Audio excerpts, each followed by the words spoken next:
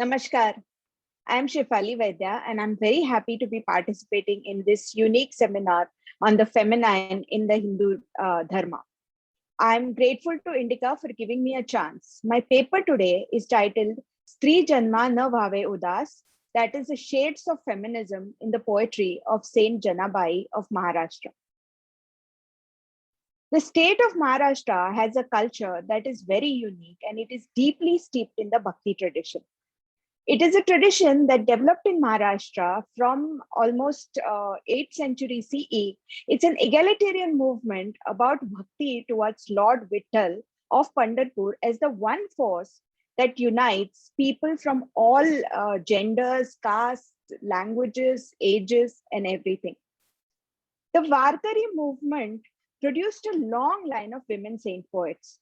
Women from all castes and marital status and religions have produced very sublime poetry that not only documents their deep understanding of Sanatana Dharma, but also transcends their gender and the roles thrust upon them by their contemporary society. This paper attempts to analyze the poetry of Sant Janabai, a woman saint from Maharashtra from the 13th century.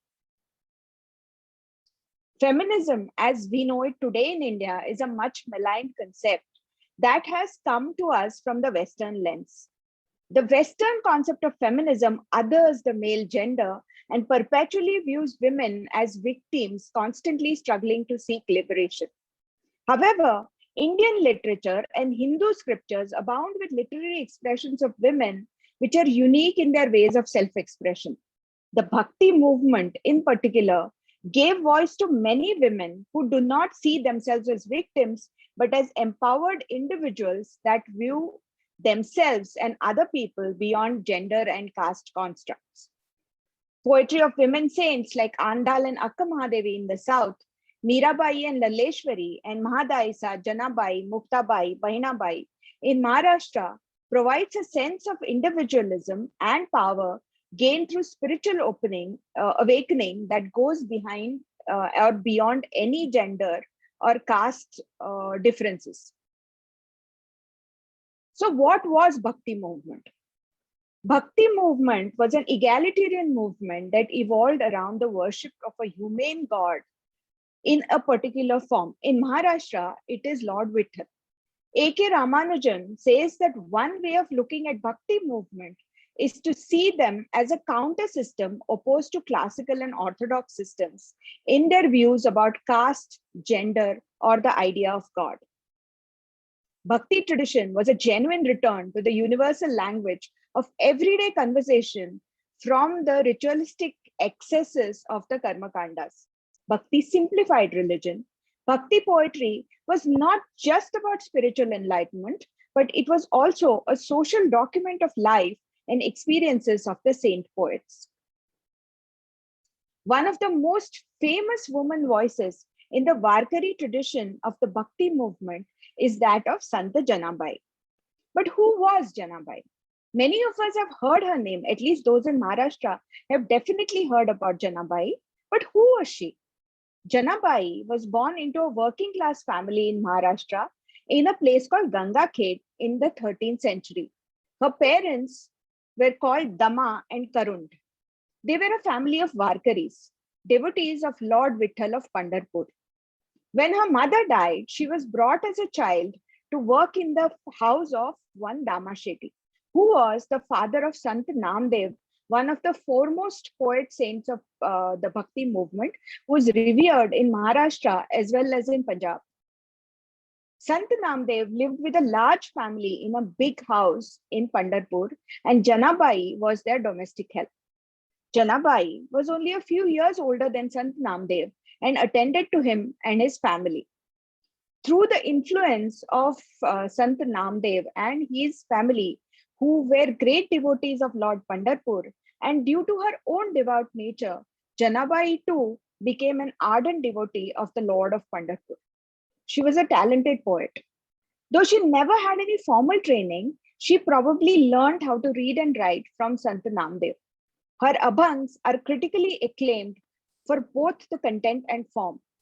About her poetry, Janabai herself has said that her poetry is born out of her own life experiences and not from any book. I write as I speak, she says. My words are born out of the joy of self-expression. The exact abhang is, Janine bolile तैसेची लिहिले, साध्य परिसिले तुम्ही संती. जनीचे हो बोल, स्वानंदाचे डोल, स्वात्ममुखी बोल, दुणावती.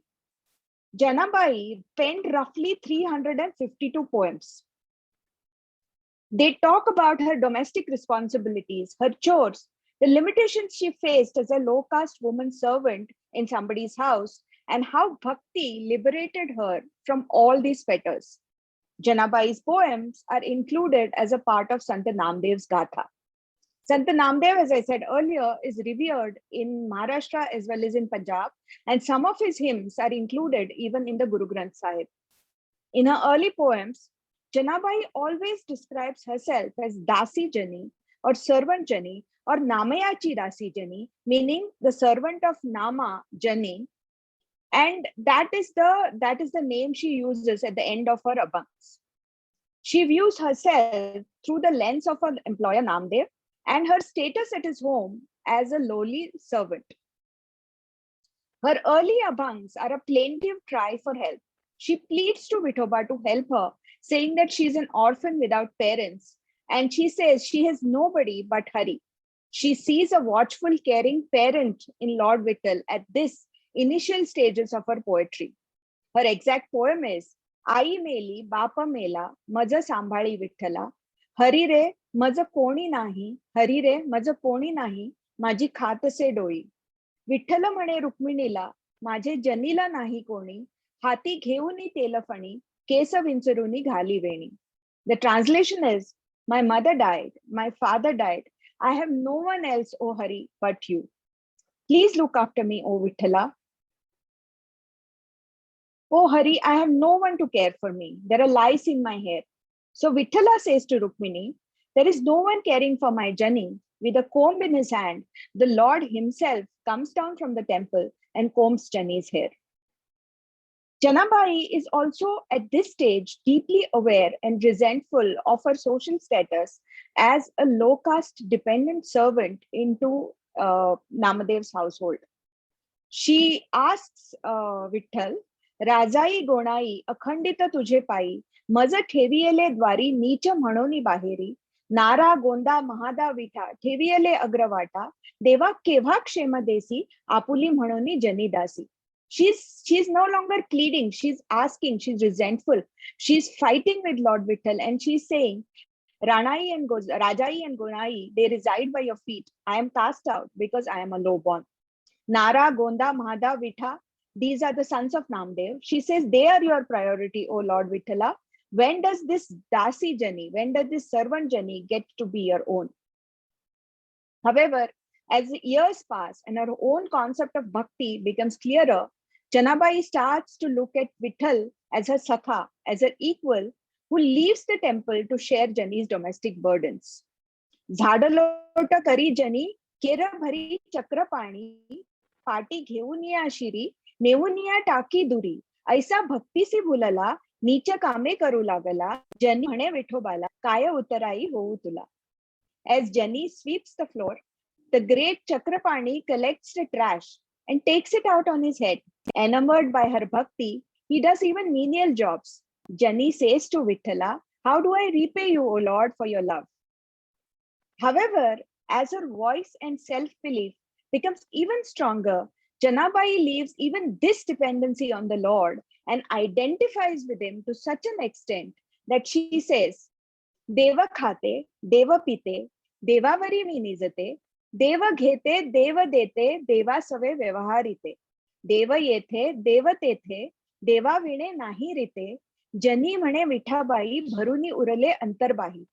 This is a different Jani. She is no longer the Dasi Jani or the servant Jani or even Namayachi Dasi Jani. She is an independent, joyful person who has become one with the Lord. She says, I eat the Lord, I drink the Lord, I sleep with the Lord, I give the Lord, I accept the Lord. I deal with Vithoba every day. Vithoba is here, Vithoba is there. There is no place without his presence. Jani says, my Vithabai is pervading all universe. So from a very dependent position of a seeker who seeks the Lord's mercy, she has now become one with the Lord. And that is the transition of Janabai in a few years. In this Abhanga, she no longer signs off as Dasi Jani or Namayachi Dasi Jani. She is now simply Jani, the mistress of her own voice, understanding, and individuality. Thus, through total surrender to Lord Vithoba in the Bhakti tradition, Janabai sees herself as a liberated, independent individual who is free from both gender and caste differences.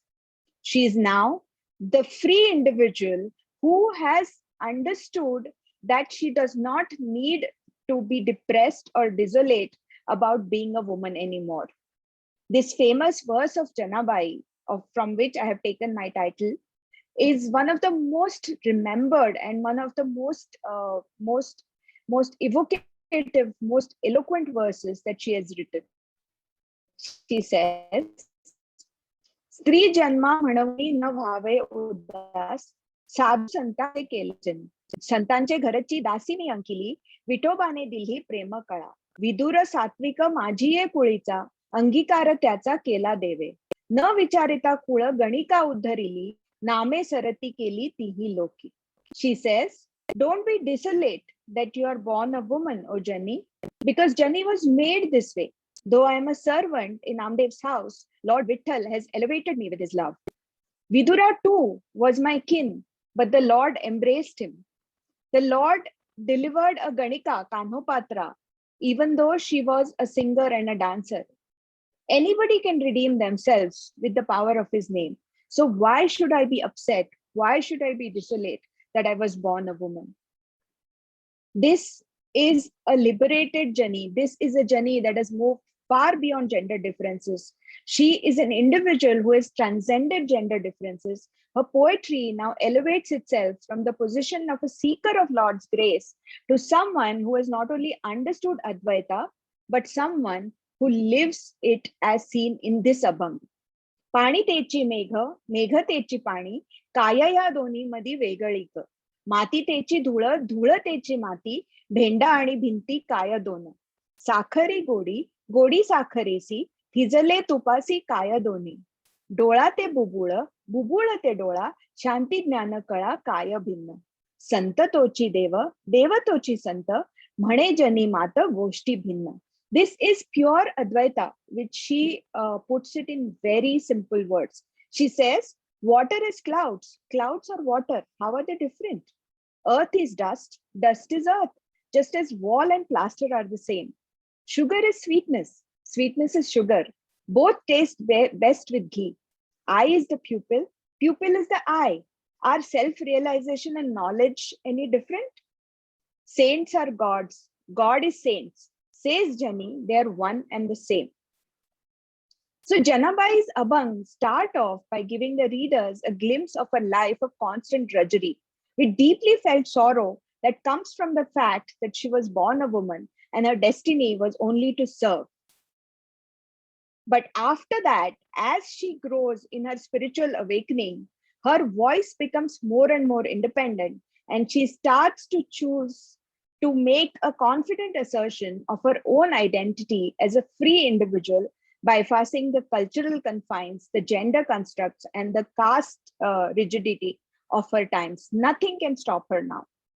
In her very famous Abhanga, she says, डोईचा पदर आला खांद्यावरी, भरल्या बाजारी जाईन मी.